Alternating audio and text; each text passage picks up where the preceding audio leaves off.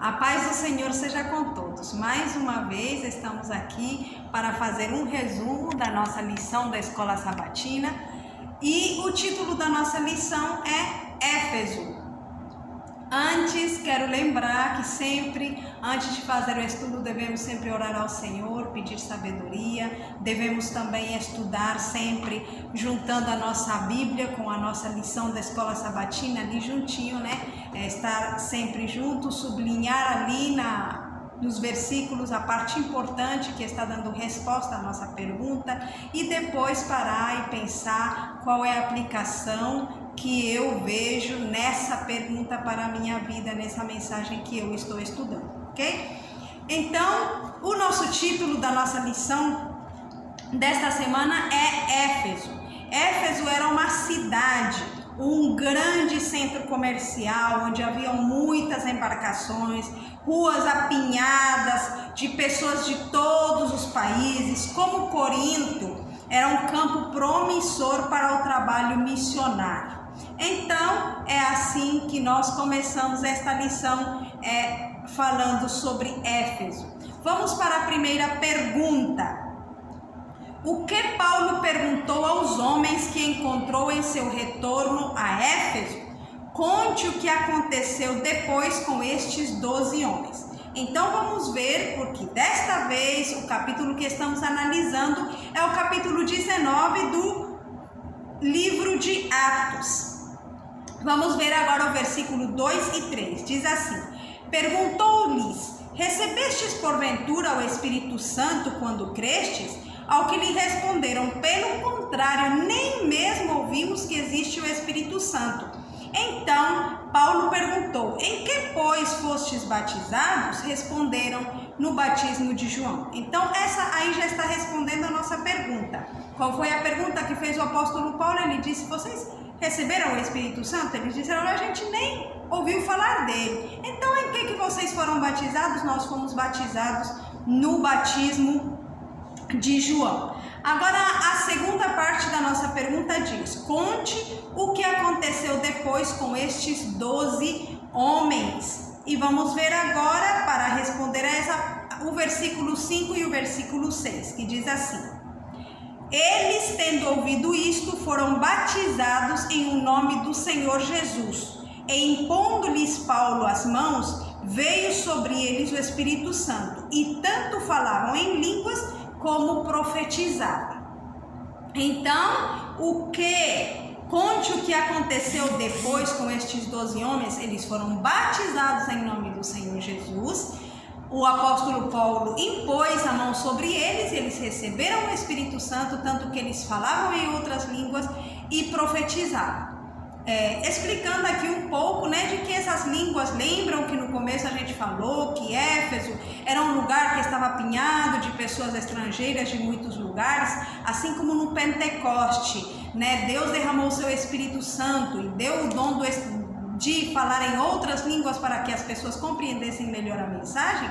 Estes 12 homens também falaram em outras línguas, mas eram línguas conhecidas, logicamente, que era para capacitar eles para que pudessem pregar o evangelho, que as pessoas pudessem compreender de melhor maneira. Vamos agora para a pergunta número 2. A nossa pergunta número 2 diz assim: Por que os filhos de Seva foram motivados a expulsar os espíritos malignos de um homem possuído por demônios? O que Simão desejava obter pagando assim como os filhos do sacerdote? Assim que nós vamos ver em Atos, o capítulo 19, vamos ler o versículo 13 e 14, que diz assim: E alguns judeus exorcistas ambulantes tentaram invocar o nome do Senhor Jesus sobre possessos de espíritos malignos, dizendo: Esconjuro-vos por Jesus a quem Paulo prega. Os que faziam isto eram 7 filhos de um judeu chamado Seva, sumo sacerdote. Então, nós vemos ali que esses judeus eram exorcistas. E na notinha diz que a feitiçaria havia sido proibida pela lei mosaica, sob pena de morte, embora de tempos em tempos houvesse sido praticada secretamente por judeus apostatados. Ao tempo da visita de Paulo a Éfeso, havia na cidade alguns dos exorcistas judeus ambulantes, os quais, vendo as maravilhas por ele operadas, tentavam invocar o nome do Senhor Jesus sobre os que tinham espíritos malignos. Então, nós acreditamos que esses judeus, esses filhos de Seva, talvez eles praticassem algo de magia, dessas coisas. Então, agora, quando viram os milagres feitos por Paulo, quiseram utilizar o mesmo método para operar milagres, somente que eles antes usavam o poder do inimigo e agora queriam usar o nome de Cristo sem ter uma relação pessoal com ele, e nós sabemos o que aconteceu. Vamos ver ali no versículo 15 e 16 o que aconteceu. Mas o espírito maligno lhes respondeu: conheço a Jesus e sei quem é Paulo, mas vós, quem sois? E o possesso do espírito maligno saltou sobre eles, subjugando a todos, e de tal modo prevaleceu contra eles que, desnudos e feridos, fugiram daquela casa. Então, foi isso o que aconteceu. O nome de Jesus foi exaltado. Vamos ver na pergunta número 3 justamente isso. O que os outros crentes sentiram quando viram o que havia acontecido com os filhos de Seva? Vamos ver, continuamos em Atos 19, versículo 17 e o versículo 18. Diz assim: chegou este fato ao conhecimento de todos, assim judeus como gregos, habitantes de Éfeso. Veio temor sobre todos eles e o nome do Senhor Jesus era engrandecido. Então, a parte que responde melhor a nossa pergunta é aquela que diz: veio temor sobre todos eles e o nome do Senhor Jesus foi engrandecido. Então, o que eles sentiram? Eles sentiram temor, né? Esse temor que fala aqui não é tanto um temor de medo, mas sim um temor de respeito, de reverência ao nome de Jesus, né? Vamos então passar agora para a pergunta número 4. Que decisão algumas pessoas movidas pelo Espírito Santo tomaram? Por que tomaram a decisão de queimar os livros? Vamos ver o versículo 19 e o versículo 20. Lembrando novamente que estamos em Atos capítulo 19.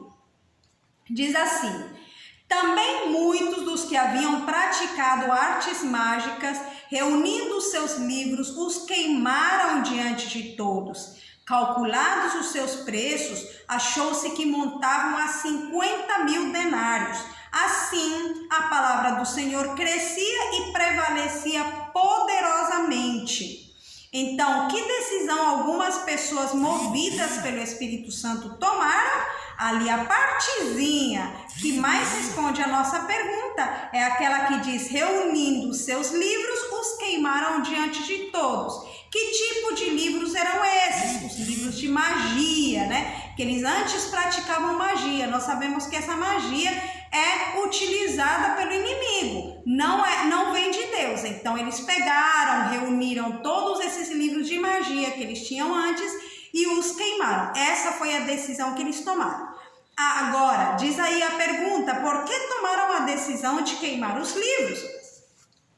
Vamos ver um pouquinho ali na nota que vai nos responder na parte última do parágrafo da nossa notinha. Diz: retendo esses livros, os discípulos se estariam expondo à tentação. Vendendo-os, teriam colocado a tentação no caminho dos outros. Então, se eles não queimassem, deixassem os livros ali guardados num canto, podia ser uma tentação para eles voltarem lá. Agora, se eles vendessem, iriam colocar a tentação no caminho de outras pessoas. Por isso, mesmo que custou muito dinheiro, eles decidiram queimar aquilo que tinha atrapalhado a sua vida espiritual. E ali na última partezinha da nota diz: triunfou assim a verdade sobre o preconceito dos homens e seu amor ao dinheiro. Pergunta número 5.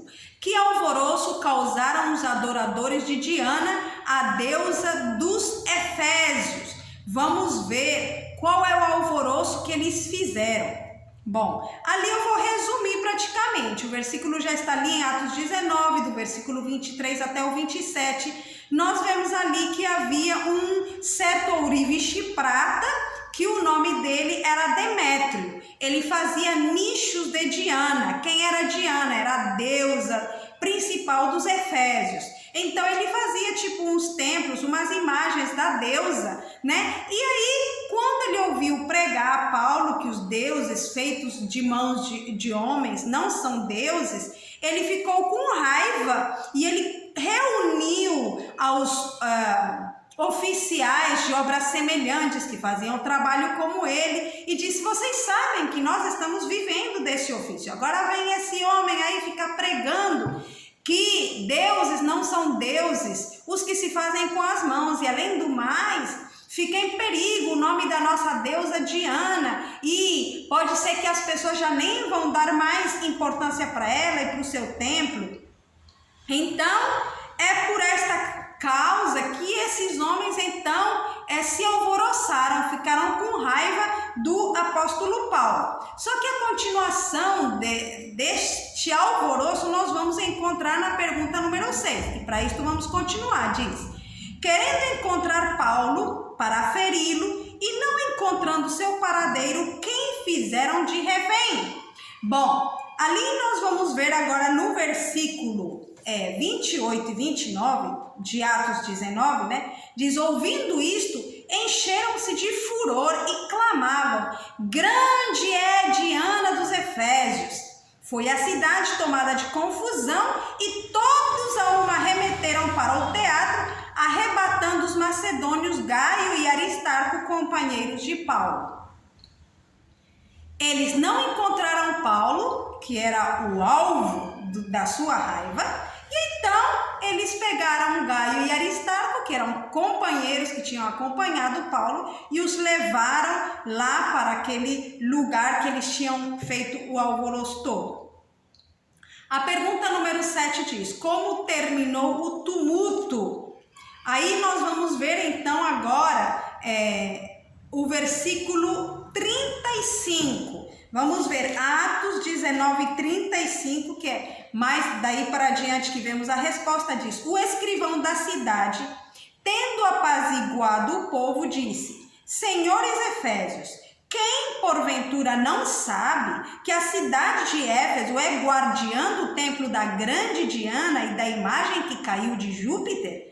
Ora, não podendo isto ser contraditado, convém que vos mantenhais calmos e nada façais precipitadamente, porque estes homens que aqui trouxestes não são sacrílegos, nem blasfemam contra a nossa deusa. Portanto, se Demétrio e os artífices que acompanham têm alguma queixa contra alguém, há audiências e procônsules que se acusem uns aos outros. Mas se alguma outra coisa pleiteais, será decidida em assembleia regular, porque também corremos perigo de que por hoje sejamos acusados de sedição, não havendo motivo algum que possamos alegar para justificar este ajuntamento. E havendo dito isto, dissolveu a assembleia.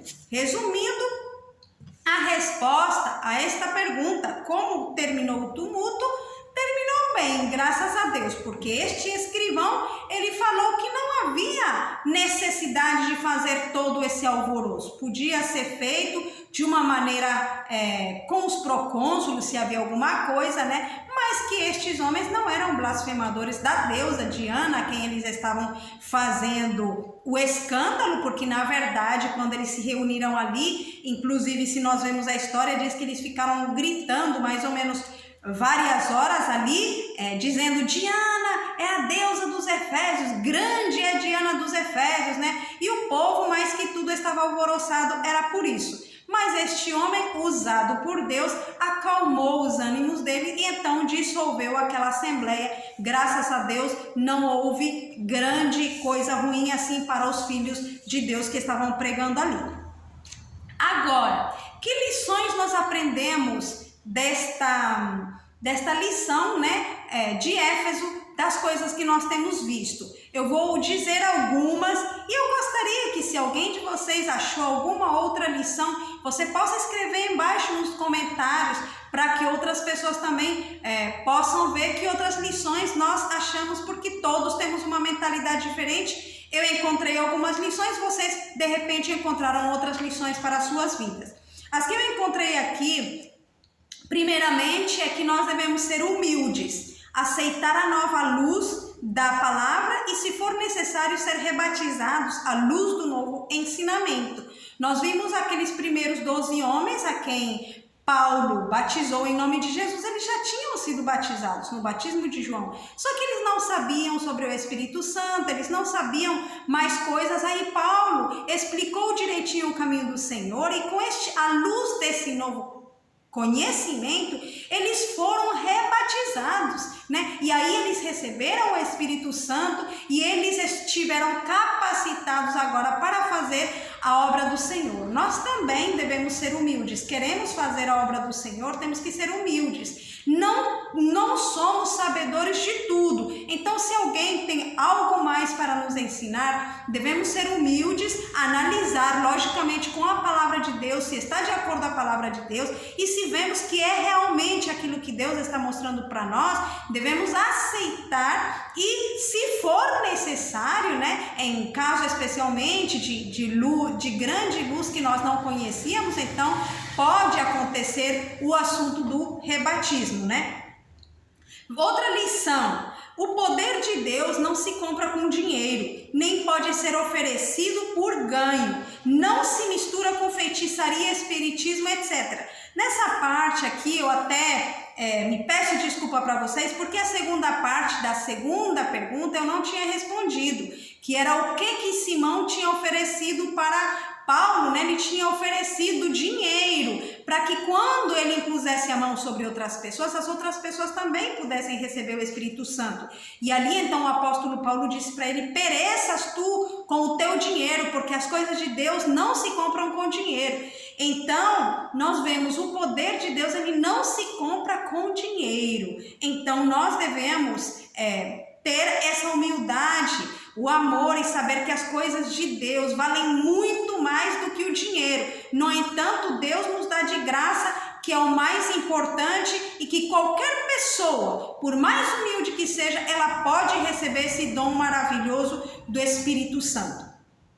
Outra lição é o verdadeiro arrependimento se mostra no abandono daquilo que Deus abomina. Aquelas pessoas queimaram aqueles livros que não ia servir nem para eles nem para outras pessoas. Aqui eu chamo a atenção a algo muito importante. Às vezes nós queremos, bom, eu não faço, mas não importa, se o outro faz, ele faz. Um exemplo: se eu sou crente e eu digo, eu não fumo, eu não bebo, mas eu vou vender cigarro, eu vou vender bebida alcoólica, o que eu estou fazendo? Aquilo não serve para mim. Como é que eu vou vender para outras pessoas usarem aquilo que não é uma bênção para mim, não será bênção para outras pessoas? E não só falando de cigarro, nem de bebida alcoólica, mas podem ser outras coisas. Nós temos que analisar o que nós estamos querendo que outras pessoas façam, no entanto nós não fazemos, e isso nós temos que ter em conta na nossa vida. Outra coisa que eu vejo aqui é que os anjos do Senhor protegem seus filhos. Naquele momento do alvoroço lá sobre Diana, sobre a deusa, que eu não especifiquei na hora do resumo, mas diz que Paulo estava ali no meio, só que os anjos do Senhor guiaram ele rapidinho para ele fugir. Ele fugiu, e depois que ele fugiu foi que eles pegaram Gaio e Aristarco. Se Paulo tivesse ficado ali no meio, os anjos do Senhor não tivessem ajudado ele para fugir dali, eles tivessem matado o apóstolo Paulo. Então os anjos do Senhor, eles cuidam e vigiam sobre os filhos de Deus. A última lição que eu vou mencionar aqui é que Deus usa também pessoas de fora para defender muitas vezes os filhos de Deus. Neste caso nós vemos aqui o escrivão da cidade, ele falou pelos apóstolos, ele disse, não, eles não são blasfemos da nossa deusa, isso aí é outro caso que pode se solucionar de outra maneira, e assim acalmou aquele problema. Muitas vezes Deus usa outras pessoas. Então que o Senhor nos ajude para que nós possamos aplicar essas lições na nossa vida e que esta lição seja de bênção para cada um de nós.